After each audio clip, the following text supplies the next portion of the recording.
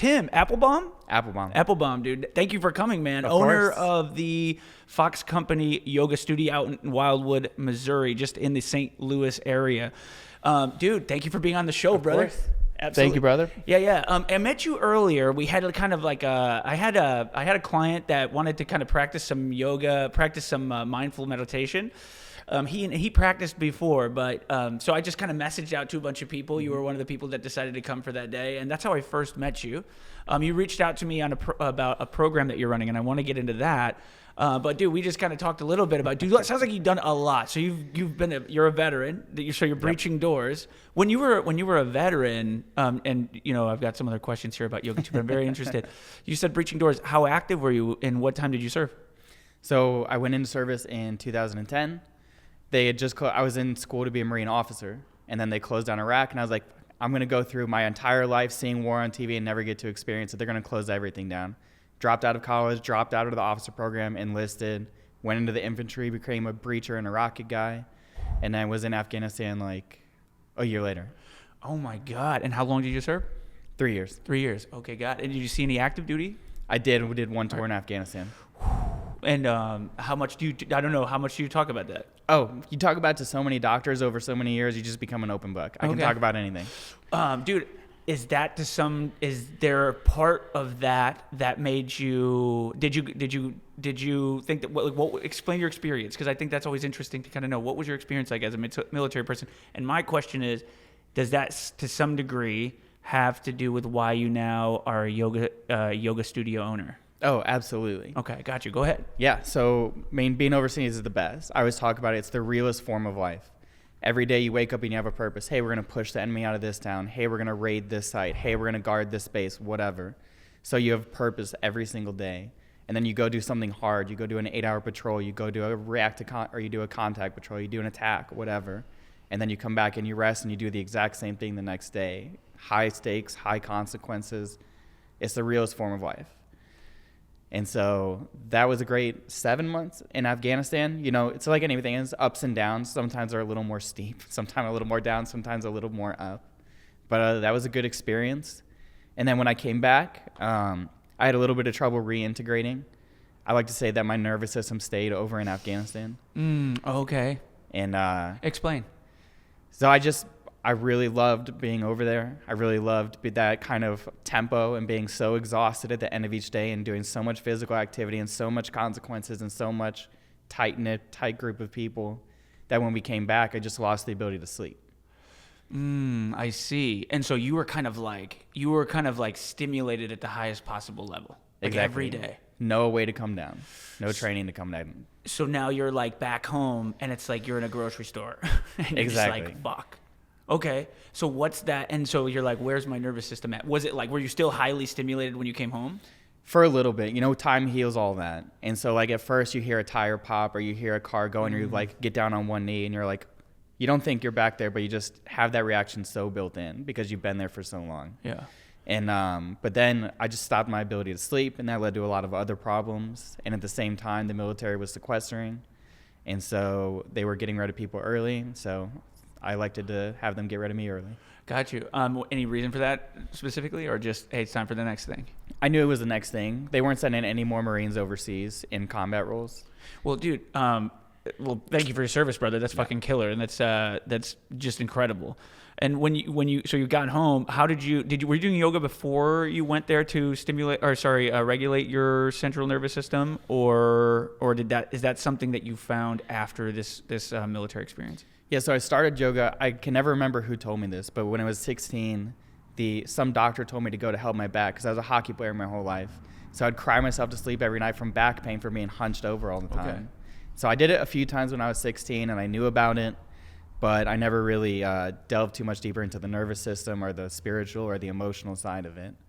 But after I got out, I went back to Mizzou to get my elementary teaching degree.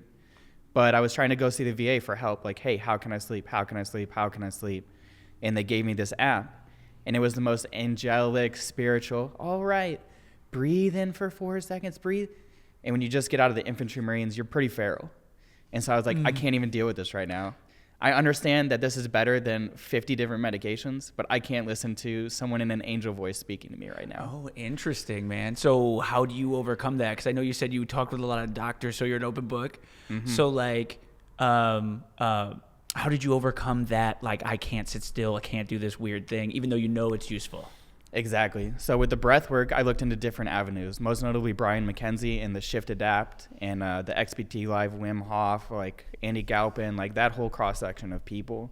It was approaching breath work from more of like a fitness side and from more of a physiologic side rather than a spiritual side. And I was like, okay, I can actually feel this, I can touch it, and I can deal with it rather than just being completely weirded out by it.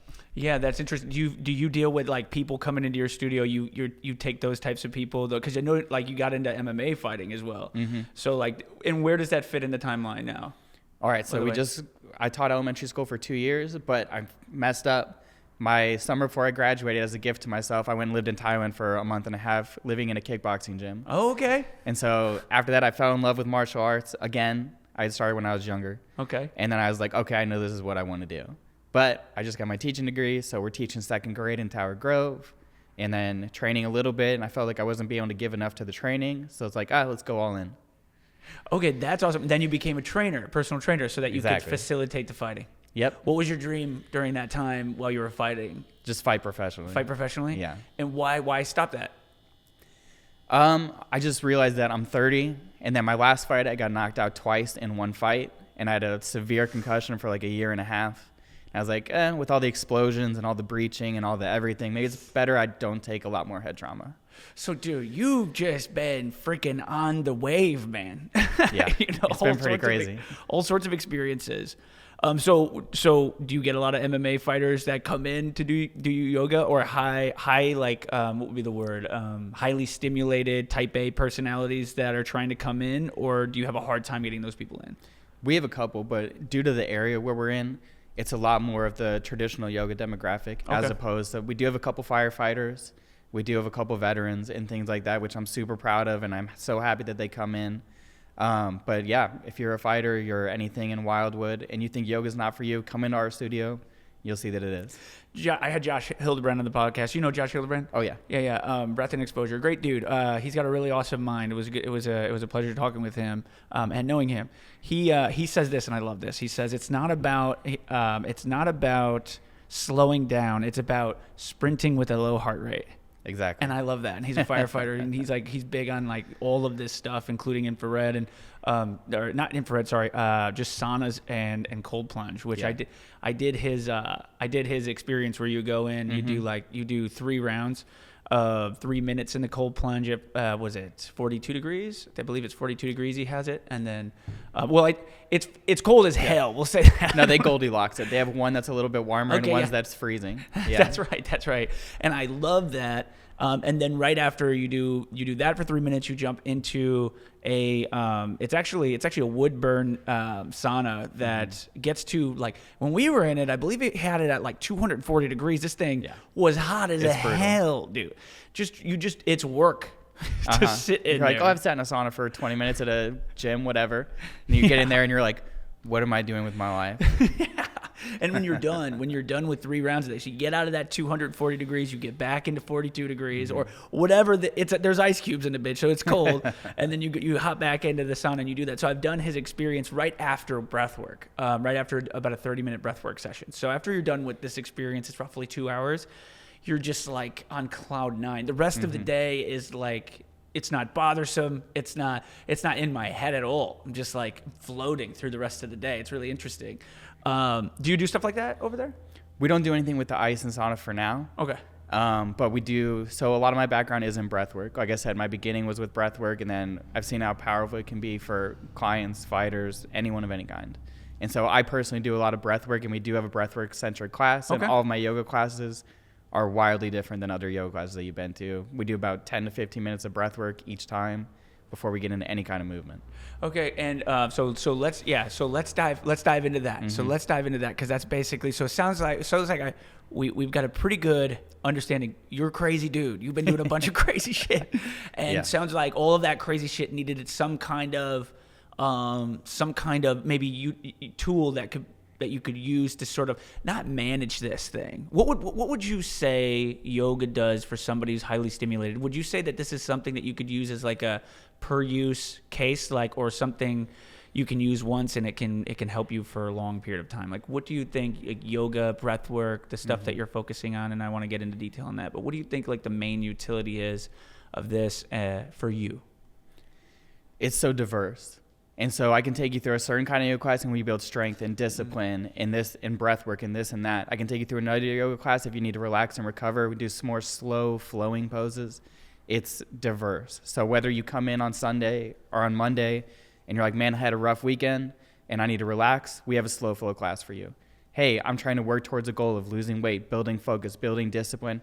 Hey, you're going to hold this pose for 8 to 10 breaths and you're not going to move from it. So you have to kind of fight with yourself in your brain. So the diversity of yoga, and then taking it outside of that, outside of the physical and the breath work, getting into like the philosophy and just the way you can live your life. It's totally encompassing, totally diverse, can help anyone with anything. Is that where you come up with, so Fox Company Yoga? Yeah. What's just out of curiosity, what's for the name? What helped you come up with the name Fox Company Yoga? So that was my unit. We were 2-4 Fox. Oh, okay. And okay, so this goes right into the next thing is, Yeah. It is cultivating the warrior spirit, so, right? Is that's what you're thinking? Is it cultivating? What's the To cultivate the warrior spirit. to cultivate the warrior spirit? What is the warrior spirit? Is that all encompassing? It is. So the warrior spirit is kind of, part of it's what Josh said, with it's like you're sprinting with a low heart rate.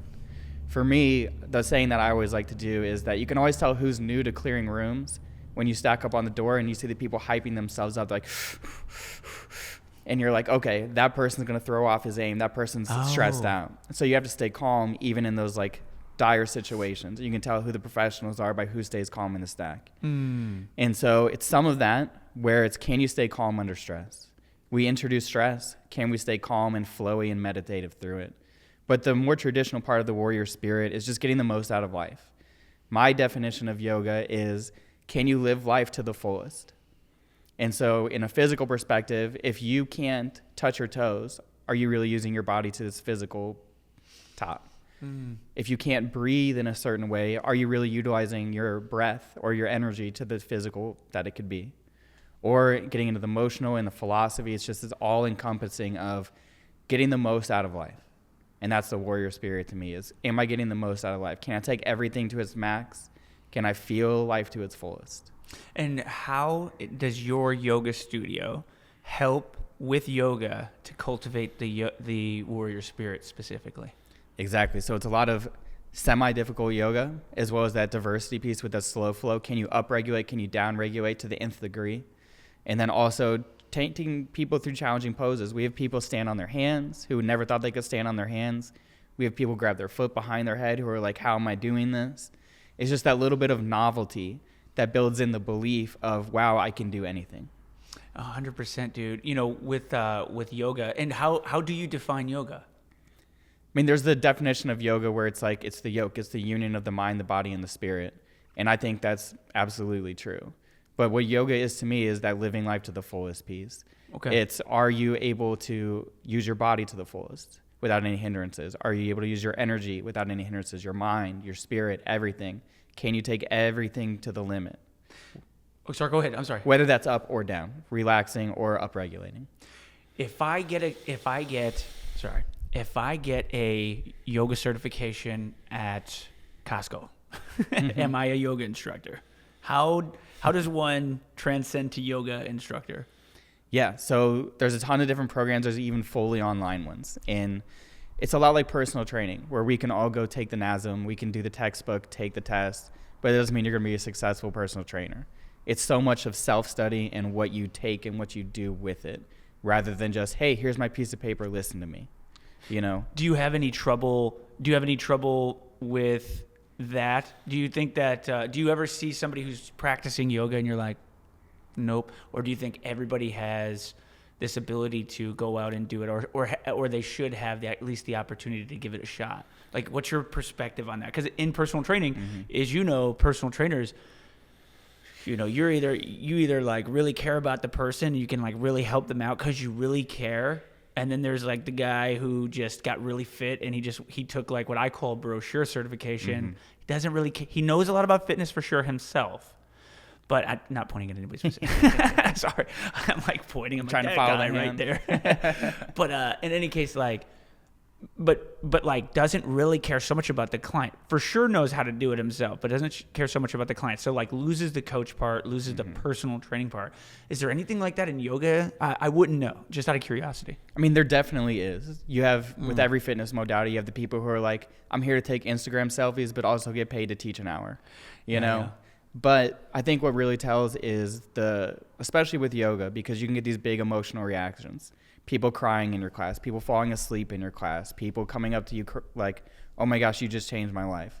And so the delineation is really downstream and is how they feel success. How do their clients feel and how do they talk about the studio or talk about the instructor? Because you're right, it is a big variety. There's online trainings, there's Costco style trainings, there's like this, that, A, B, C, D, E, F, G. And I think everyone has something to give. Every teacher has something to give, whether that be small or large or deep or shallow. And that's awesome. But I think you can definitely tell by how their members are and how they feel afterwards. What type of instructor are you? My yoga is a little bit different because for me, I have the saying that everybody needs a dance. Everybody needs a way to move their body freely in a happy and a joyful way. And so a lot of my yoga flows look like a dance, which might not seem like a dance. It might seem more like a boot camp workout sometimes. But it's a lot of breath to movement, going back and forth and flowing and moving with the body and moving with the breath in this little more faster paced way. And so that's my style of yoga, is it looks a lot more like a dance. But then with the breath work layered on and stuff, it's just, from the reactions I've been getting, it seems to be extremely impactful.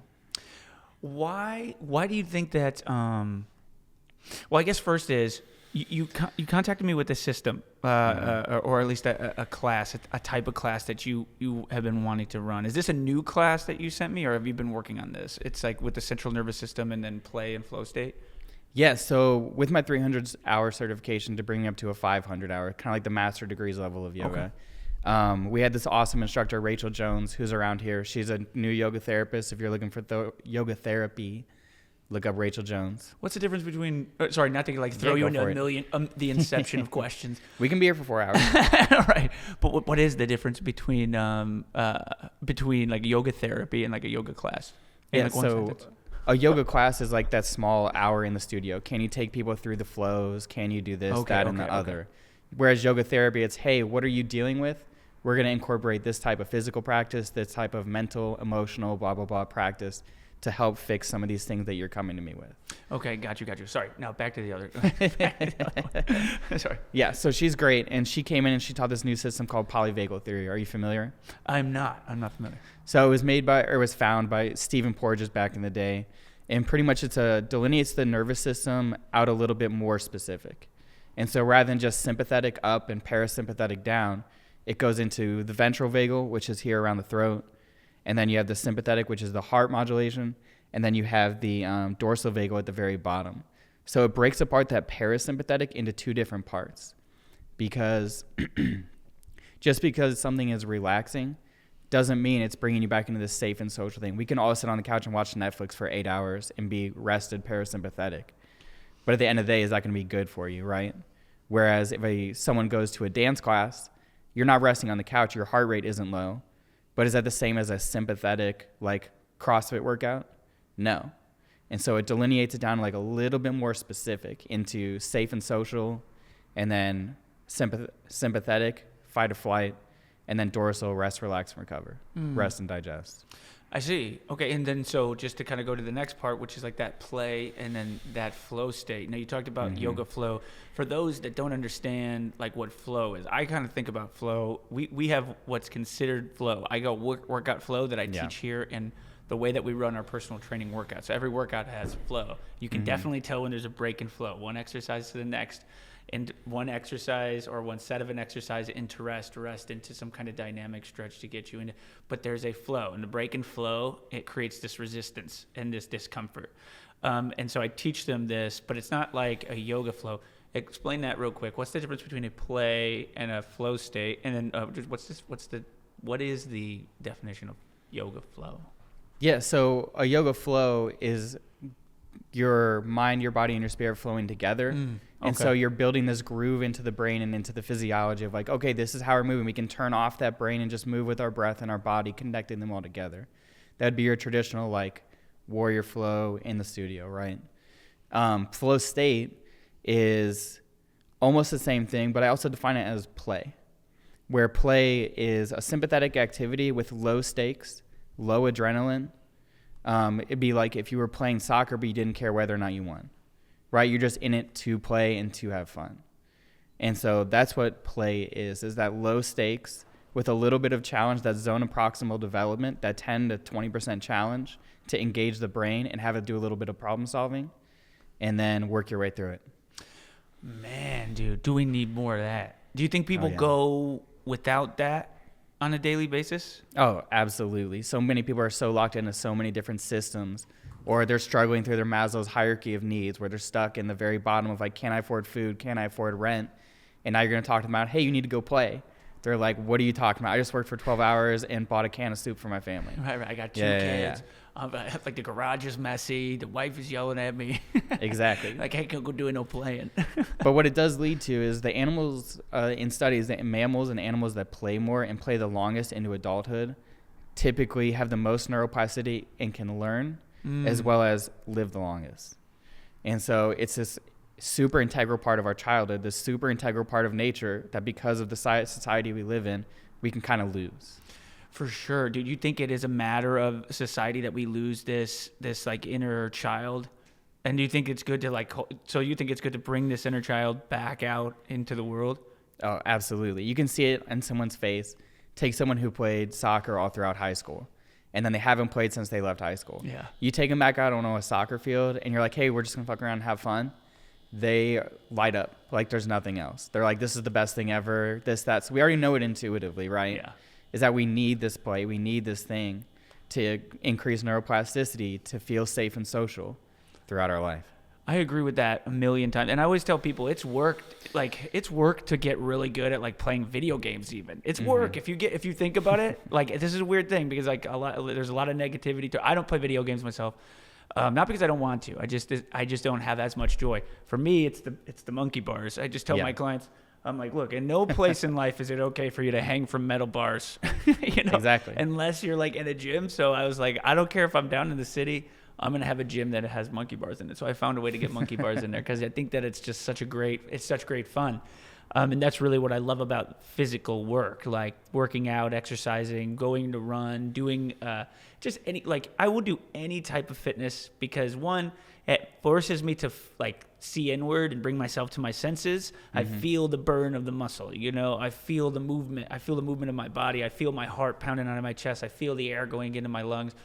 And then that, like, when I'm done, I feel the endorphins kick in, and I'm just like, man, every day. And I had a good time doing it. Like, I always tell people, like, you don't have to. There's no one way of doing any of this. Yeah.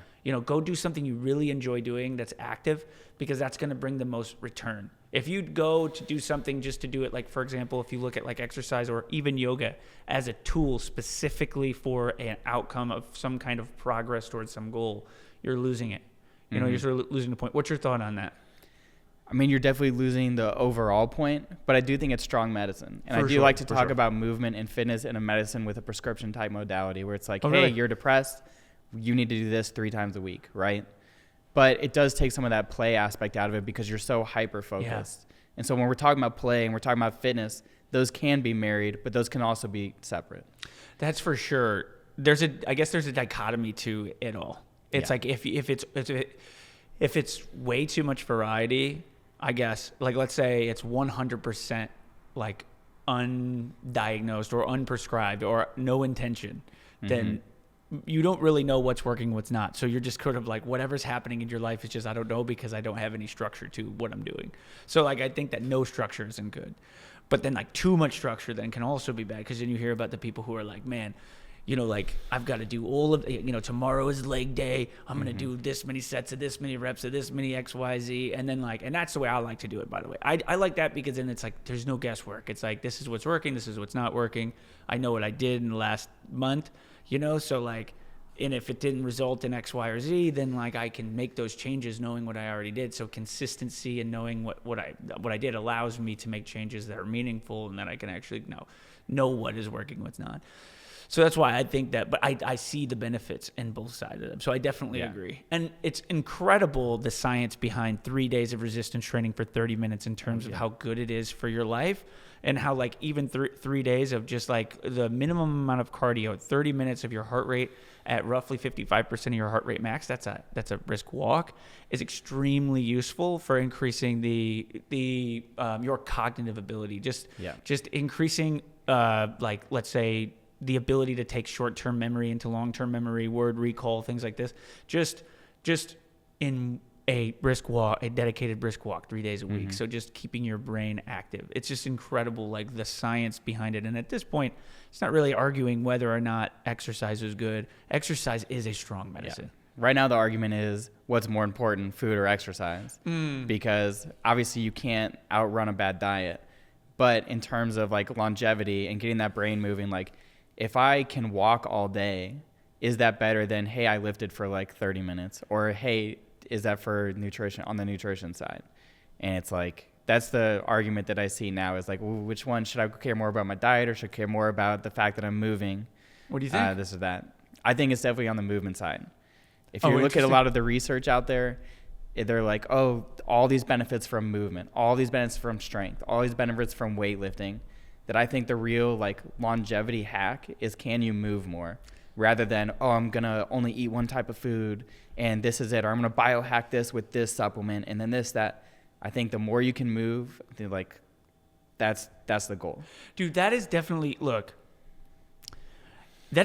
goal. Like the thing is like you can eat great, but if you don't move your body, then that great diet just goes not really to any use. And if you think about it, when you're trying to increase performance, just think about this just very simply. If you're trying to improve your performance, you will never improve your performance at a deficit of calories.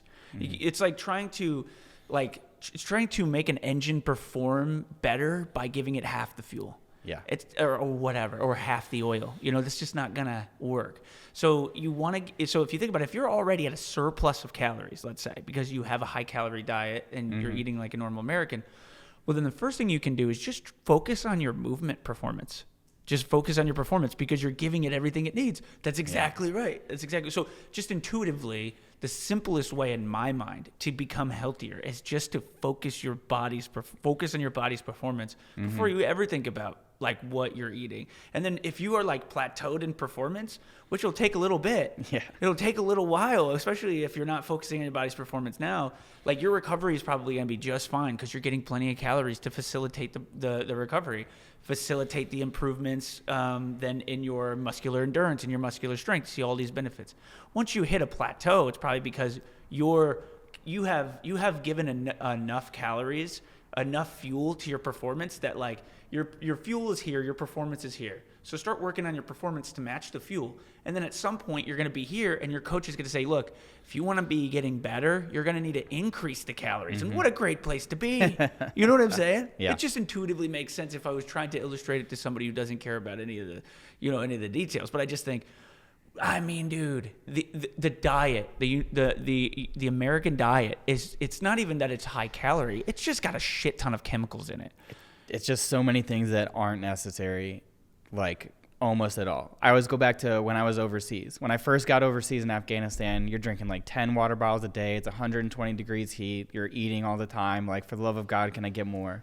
But then by the end of it, your body's so used to being a caloric deficit, so used to being dehydrated, that I would just drink a small energy drink and then go out on like an 8 hour, like 10-mile patrol. And then no water, no food, no nothing for like 8 hours. And so it's like, I always go back to that. And then with weight cutting for fighting, and I'm like, oh, most people will never understand that their body can adapt to such crazy shit that like, I don't think we've untapped any of the body's efficiency. I mean, you think about like, I always like to think about like the Greek warriors back in the day. Like these battles were like 8 hours of hand-to-hand combat. And we have 25-minute fights in the UFC for a championship belt, and they're exhausted, keeling over. I think there's some lost efficiency that we still haven't untapped that is still there inside of us. And that's like my interesting caveat off of it. Dude, I totally agree with you, man. I just did this a month ago. Actually, we just did a podcast with like the crew. I ran for 48 hours nonstop.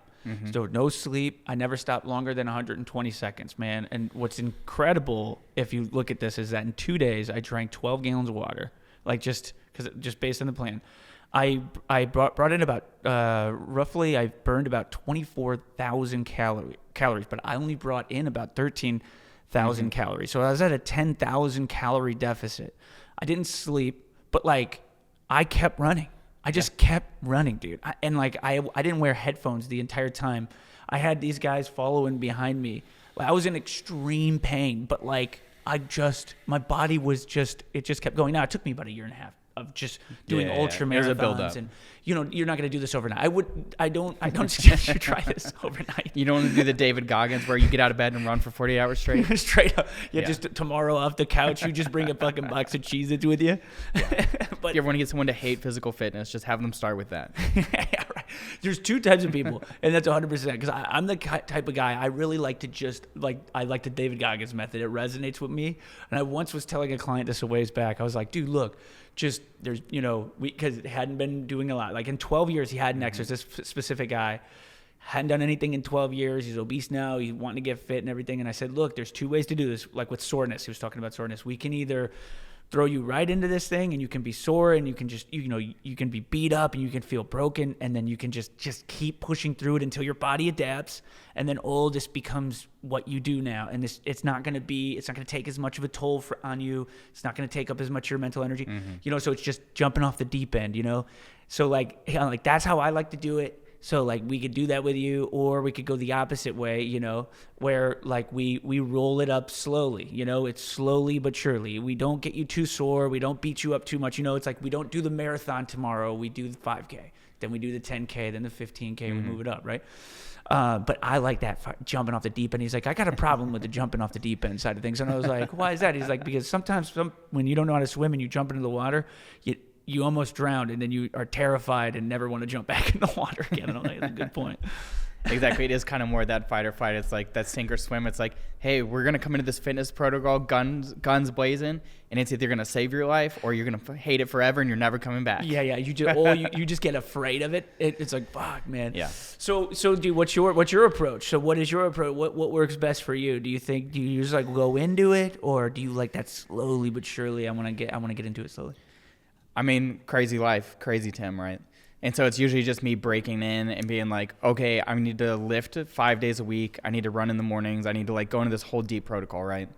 And then after that, then I'll start to taper it up. But initially it's like, hey, we need to just go. Like, I know this is going to suck, but it will eventually suck less.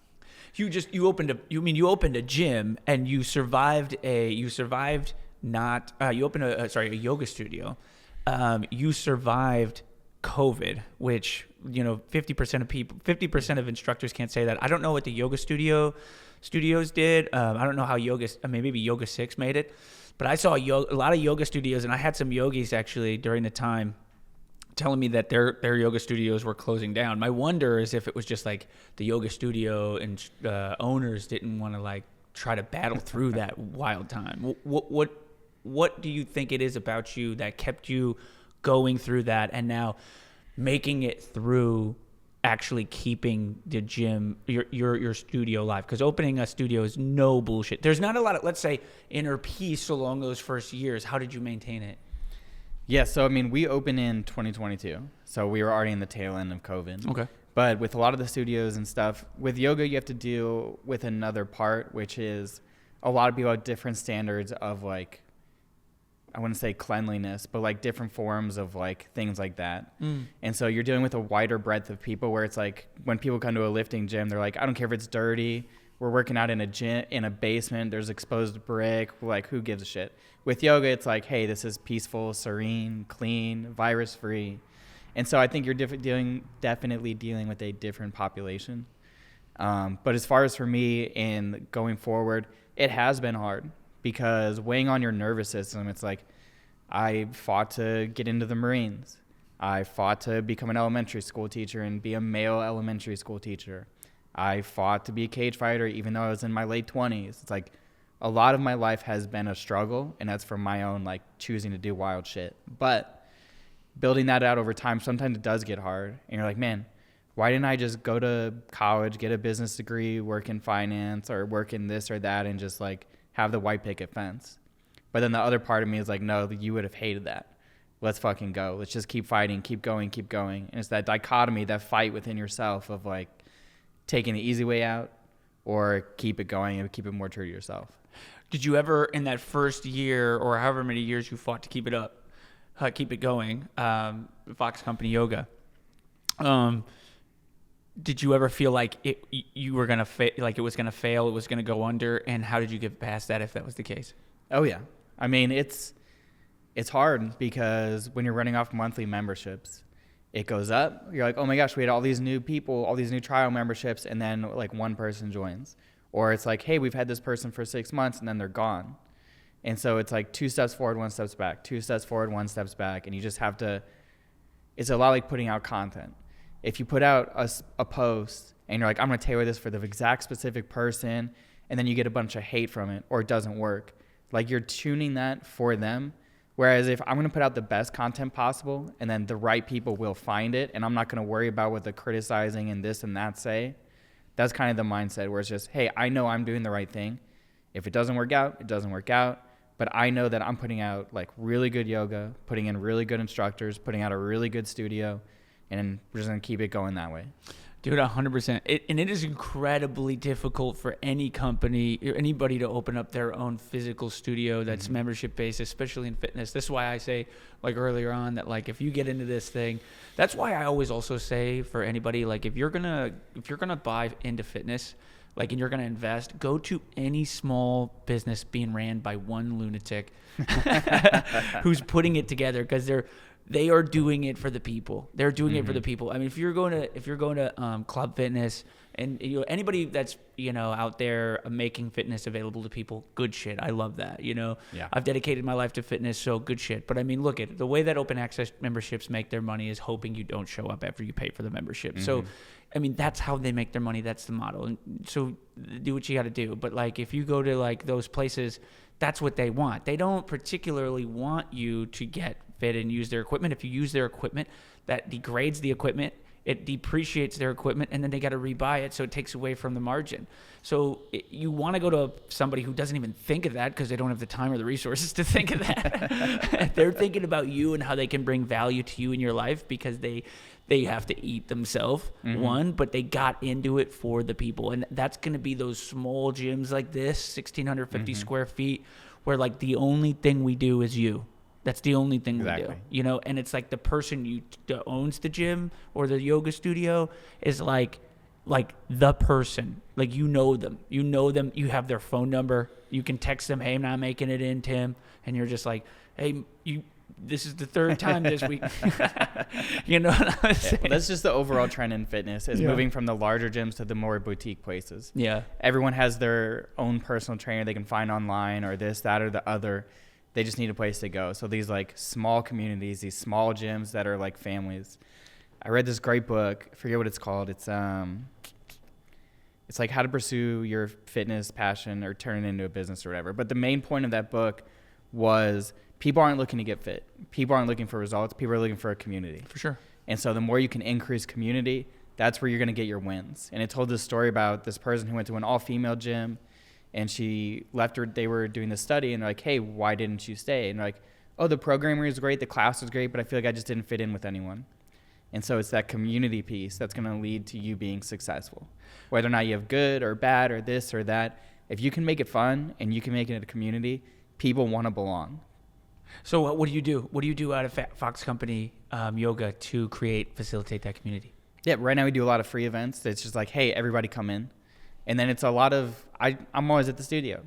I'm always checking in with like, how are your kids doing today? How's your work going? Oh, how was your trip last weekend? And just instilling that in the instructors, instilling that in me, instilling that in the community where it's like everybody, we're in this together, 100%. And people can just feel that. Do you think that a community can be created without intention, or do you think that there's always intention? Because this is interesting. So I had a conversation, man, I don't know, a ways back where I don't feel like I got a great answer from this, but there's no doubt community is massively important, and being original and being authentic is very obviously important. If you feel like you're being intentionally authentic to create a community, it's like intentional community building. Is that authenticity if you are being intentional?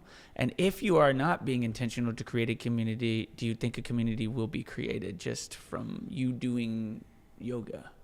I think it could be, because you're not the only part of it. You know, some of the people in that community could make it great rather than just you, or could have that intention. But intention is really important because it causes buy-in. Yeah. When you're building a community, the biggest thing is buy-in. Are people sold on making this group better? Are they bringing their positivity, or are they bringing their negativity? And so when you all center around a goal or an intention or this, it creates that buy-in, which is integral to a business, a team, a community, anything at all. Have you ever had somebody come in and be negative in your studio and it just caused havoc, and then you had to like deal with it? And if so, how did you do it? No, we've had pretty positive experiences, especially in the yoga world. It's a lot of like crazy people who are trying to be more positive. That's awesome. And so it's a lot of positivity and a lot of love. But outside of that, in the personal training sphere, definitely. You have those people who come in and they're like, oh, my biggest thing was working with older women who did not have the best mobility. And then they would be like, hey, does this exercise, how does this make my butt look? I was like, you're 65 and can't get out of a chair. And then you extrapolate it out to where they're talking to other trainers, they're talking to a boss, they're talking to this and they're talking to that, and just bringing that negativity in. And yeah.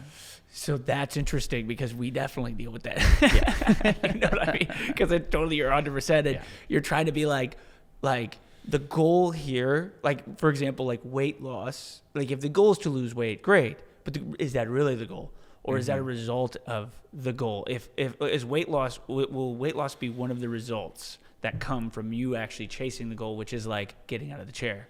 Yeah. You know what I mean? Being able to pick up the grandchildren, being able to go out on the hike with the children and the grandchildren, so that you don't have to like, you know, take a bus back and miss like all these first experiences from the grandchildren, which I get a lot of, by the way. And that you get that weighs in the mind of people who are 65 plus, who aren't seeing that, you know, it is a matter of capability that is causing them to be overweight, not be the overweight being the overweight immobile, making them immobile. It's just changing that mindset. That's the think big, live better thing. Is that we have to think at this differently. We have to change our perspective around the goals. But like, in any case, it's not like centered around like the chakra, the love, and the energy. You know, it's centered around a lot of goals that are like given to people by society. Like, you need to look like this magazine.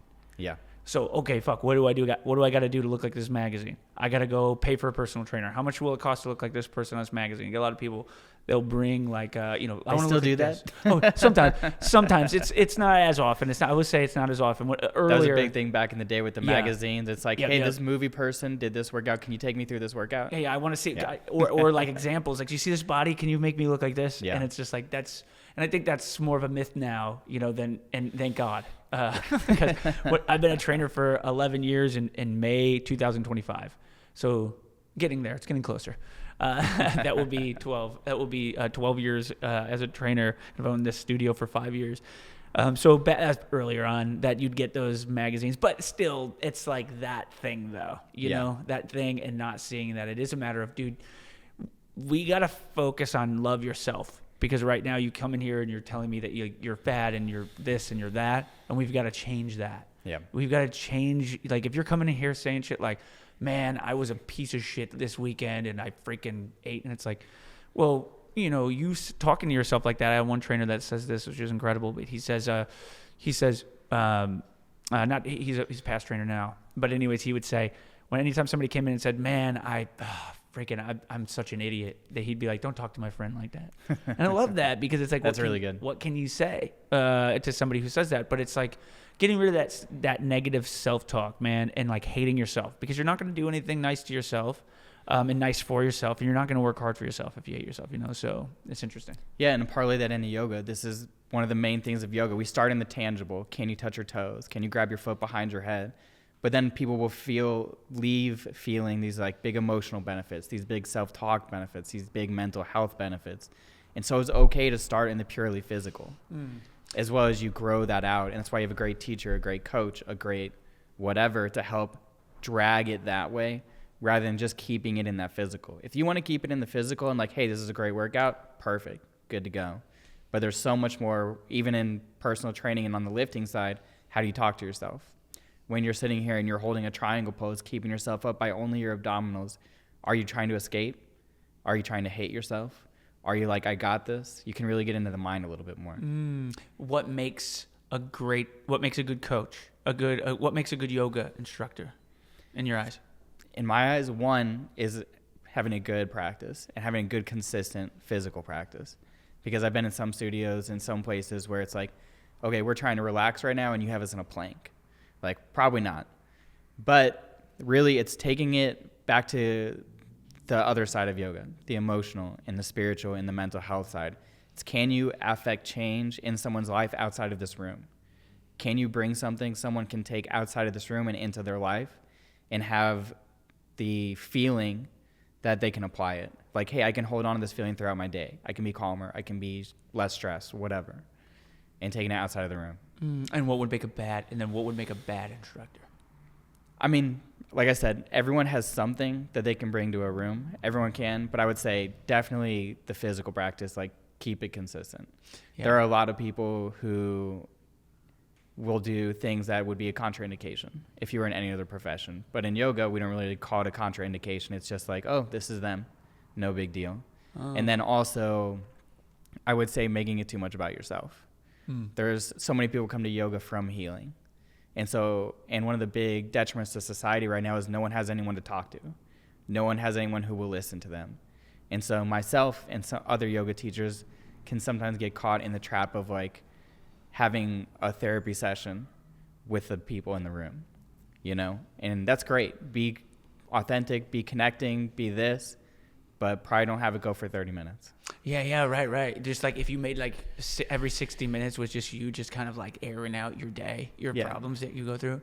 That's a thing, man. I think you're 100% right about that.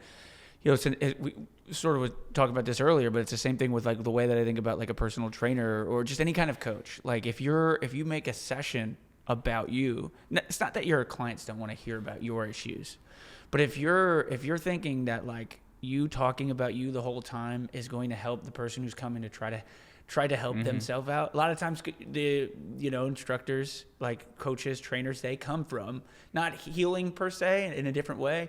Usually they were like an athlete, and they went from I wasn't performing well to now I'm performing better, right? Or like there are trainers that I also think are really good, but I used to be super overweight and now I'm shredded. But like then they just talk about their story, about like their mind, where they were when they were heavy and to where they got, and it's like you can't focus too much on your story and then kind of project onto your clients because that's not going to help anybody. So I do feel that, man. I just didn't know that type of thing happens in yoga, but I guess that makes sense. I mean, it happens in everywhere. As a personal trainer, it was like I would see trainers like, oh yeah, I fought with my boyfriend last night, blah, blah, blah. And they would take their training session. They're on their phone half the time. They're not looking at the client. Like, it goes through all aspects of everything in the fitness industry. It's not exclusive to one or the other. 100%. Do you think that people are coming in to try? Are people having a harder time in Shavasana now because of social media? Oh, yeah. We're all overstimulated, dopaminergic. Oh, my gosh. Yeah. That's probably the most beneficial part of yoga is the last 10 minutes. Do you do a 10-minute Shavasana or do you do like a 3-minute Shavasana? It depends on the class type. For more of like a power class, 3. Okay. But for more of a relaxed class, 5 minutes. And then for my breathwork class, it's usually around 10 minutes. I end every workout session with like, it's not a Shavasana, but I always end it with the light in me sees and honors the light in you, namaste. After we do like 2 stretches that I do with every client where I have them breathe in and out deeply for 3 seconds, in and out, three different times, 2 different exercises, 6 total breaths, and then I finish on that, even if we were just busting our ass in here with the deadlift. And the reason is they don't take time to breathe.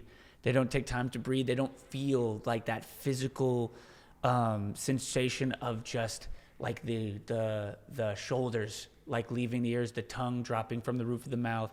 You know what I mean? Like just they don't think about that. And so I bring that to them in like literally 2 exercises, like no more than, like I said, 12 seconds of breathing. But I end every workout with that because you can see yoga, the word yoga down there. We used to run yoga and we had yoga classes in here, and I tried to bring them back. Even I had yoga instructors coming in here to run yoga classes regularly. It was just hard to keep, very nomadic, the yoga instructor. Hard to keep them around. Yeah. But in any case, and they were all great. I love them all. They were all different. And one was a yoga, by the way, one was an MMA guy. And he did metal in here. He would listen to metal in here while we were doing the yoga. And it was awesome, but it was wild, you know? What's your thoughts on that? You kind of started to... I would probably not play metal during a yoga class. It was really I'm sure it was intentional, and I'm sure it was great, but that would be one of those contraindications that I would be talking about. Okay, well, dude, dive in. It's interesting. I thought it was interesting. I'm not gonna lie. I like the yoga that's like more of a, dude. I'll do 5 stretches, bro. In 60 minutes, I'll do 5 stretches. It'll be like a vinyasa. That's right, vinyasa. What's that would be more of like a yin or restorative. Yin. That's what I mean. I'm sorry. Just more like a yin yoga. I'll do one stretch for the hour, dude. I love that shit because I'm an ultra marathon runner, and I'm with my mind during that whole thing, and it's the sprint with the low heart rate. Yeah, it's mastering that to keep your central nervous system from like completely fucking you over. You know, it's like how do I survive a 3-minute ice bath? You don't fight it. You relax into it. You know, you breathe into it. You relax and you let it be. You know, and that's how you make it through. Any case, what's your thoughts on this crazy style of yoga? I find it to be super interesting. For your style of yoga, the 60 minutes with 5 stretches? No, not the yin yoga. The yin is incredible, but that's probably the hardest kind of yoga I think for people, which is kind of funny comparative to like a power yoga. What do you think? What's the hardest yoga for like the general pop? Oh, for the general population, honestly, I would just say either yin for sure, or more of that like hot hold where you're getting into a difficult pose and you're holding it for like 8 to 10 breaths. Because at the end, you're like, I got to escape. I got to get out of here. Yeah. But if you're really trying to work into the mind, you're trying to keep that zen, like everything's perfect, even while my hand's crazy in this position or my leg's crazy in this position. Don't you find that incredible that like the hardest part of a yoga session is like the time where you're just meant to do nothing? Yeah. Well, it's a symptom of society. We're told, get up, go. And even the cellular level, blue lights, sympathetic. You know, your work, everything, traffic, driving, we're so sympathetic, so hyperactive all the time that you lose that ability. Just like we talked about earlier with that ability of play that we lose, that ability to downregulate and that ability to be with yourself is gone. And that's where the music goes in with that metal yoga class or whatever. It's the music is supposed to be like a scaffold.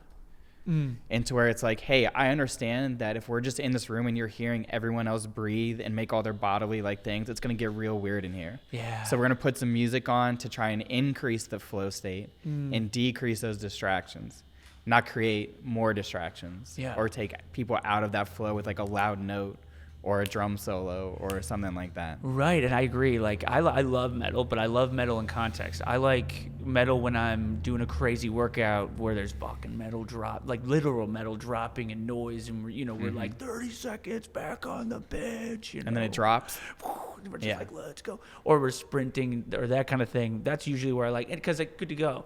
I also, when I'm running, I don't listen to music when I'm running because, again, I want to feel that... I want to feel that like urge to escape. I want this to be over.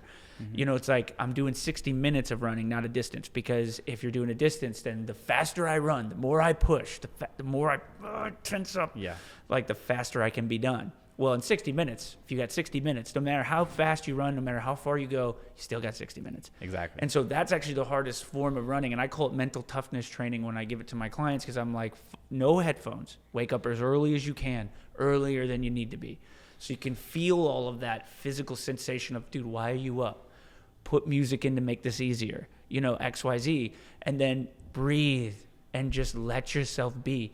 Use gratitude, look around you, the sky, the air, be grateful for every breath that comes in, and you can get through almost anything. This is mental toughness training, but really it's just bring yourself to the present moment by bringing yourself to your senses, and be grateful for the experience.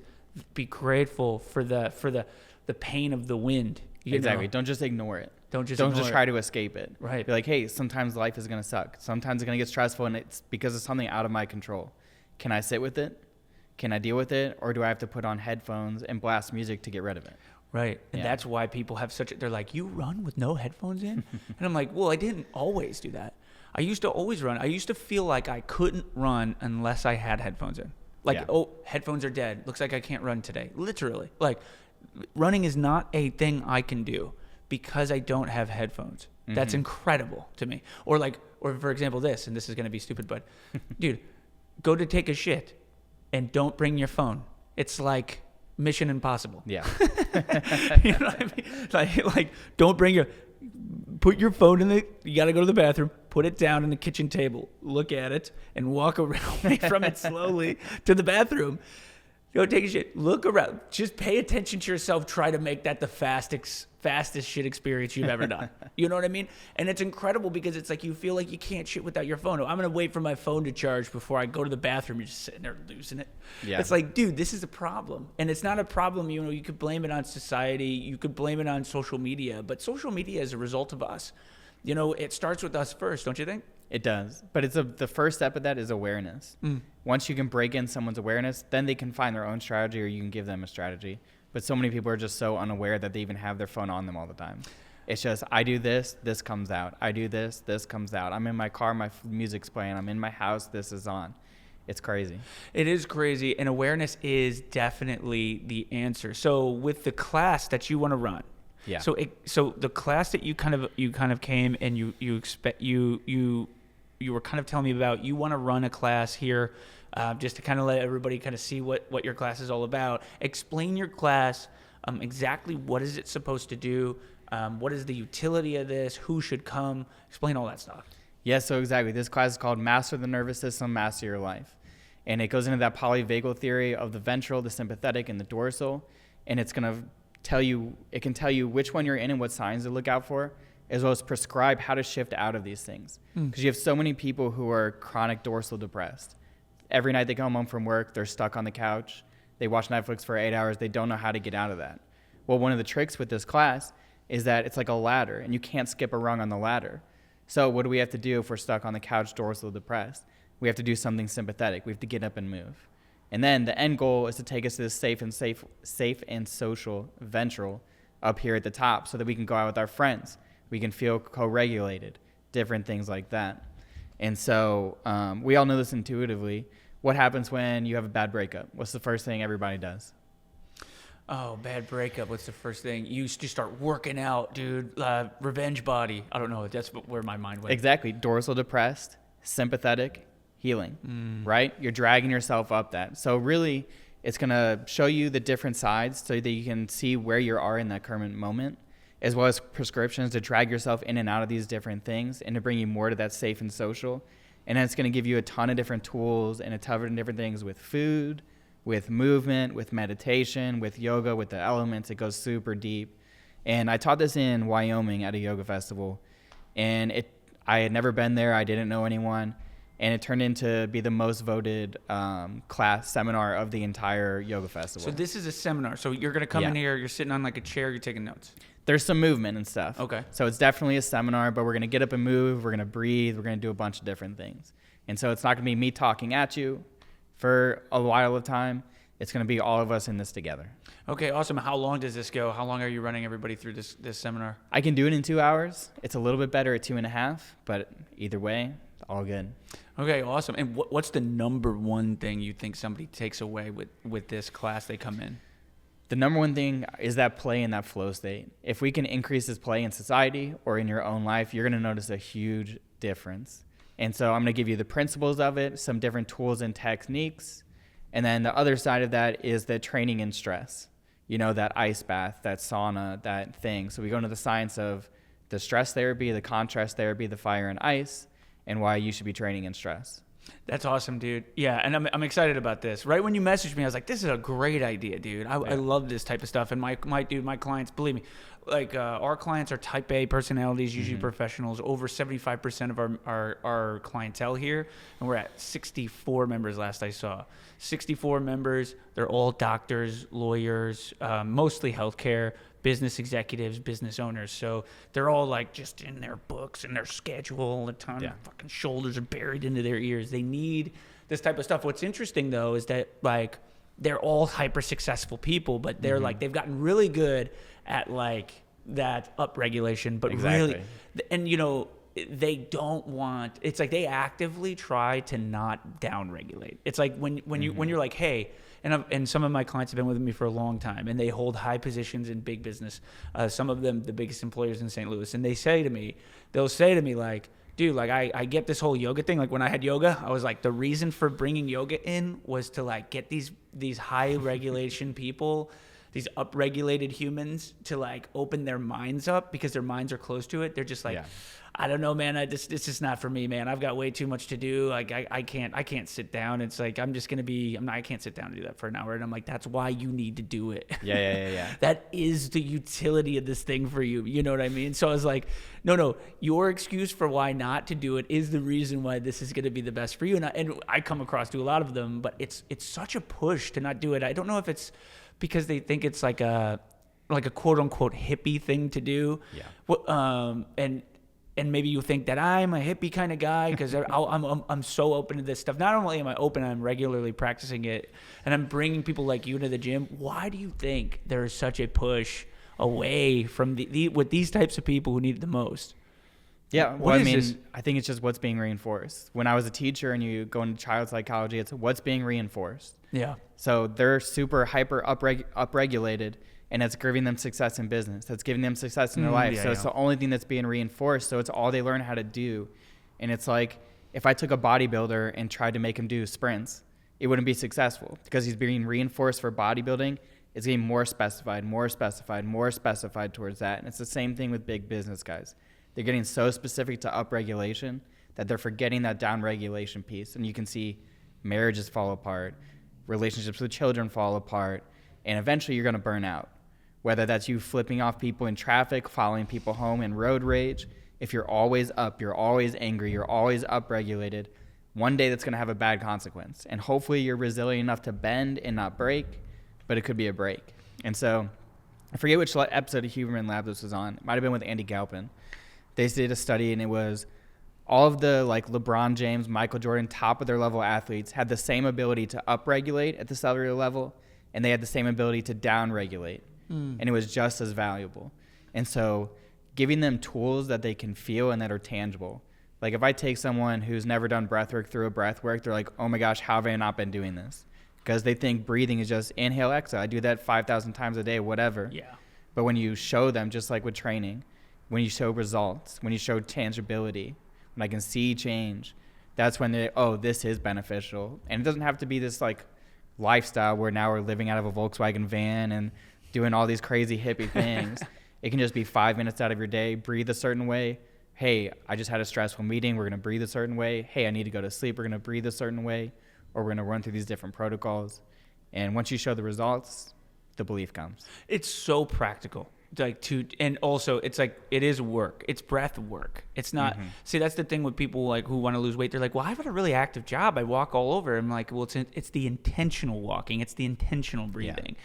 It's different. It is work. Like if you do a breath work, a 30 minutes of breath work where you're upregulating, doing like the upregulation breathing exercises and the downregulation breathing exercises, it very much is work when you're upregulating. Your fucking fingers are tingling.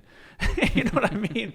When you're doing breath work to upregulate and then to downregulate. So it definitely is work. And it's like, so you're not doing that on it. And if you are doing that on a daily basis for no reason, you should question like what kind of job you have. Yeah, you should. Yeah. You know what I mean? You're just like, for some reason you have to breathe in for like as much as you can and hold it for as long as you can. If you're constantly sprint breathing in your job with no break, there's big problems.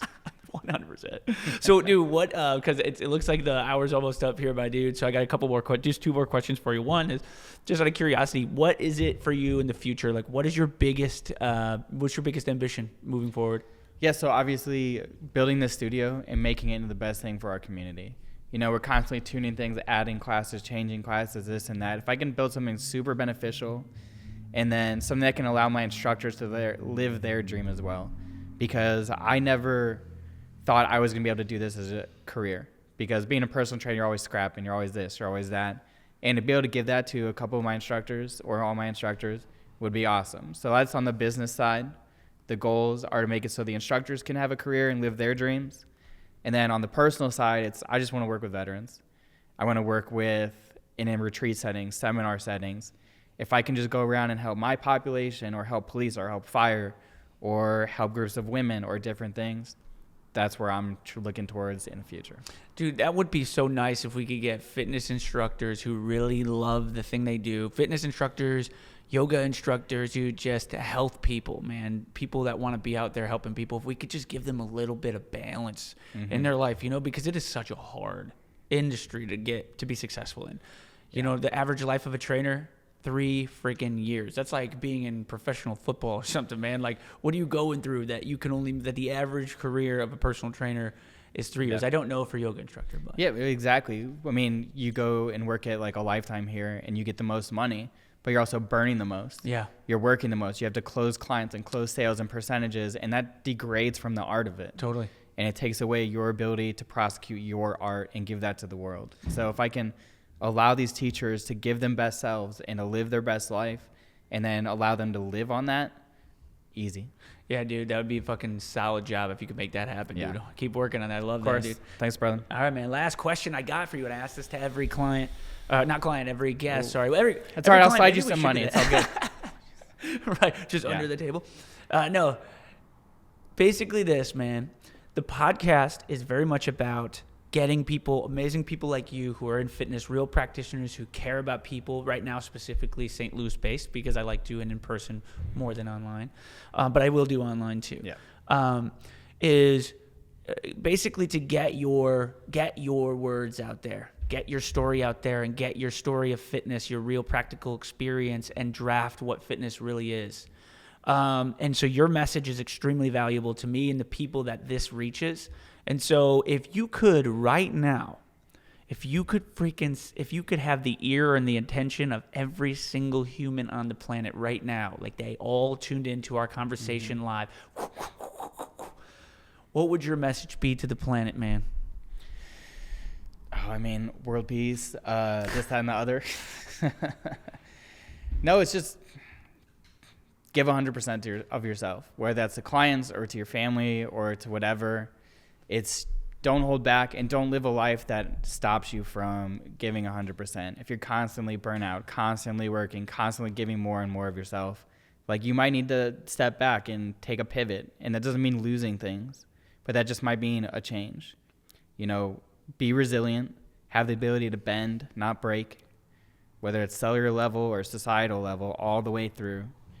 And yeah, this is cheesy, but find your form of dance. If you're always angry, you're always doing CrossFit, you're always deadlifting, and you're never being playful or being happy or moving your body freely, find your dance, find your play, find your flow state. I love that. Dude, Tim Appelbaum, thank you so much for being on the podcast, brother. That was freaking incredible.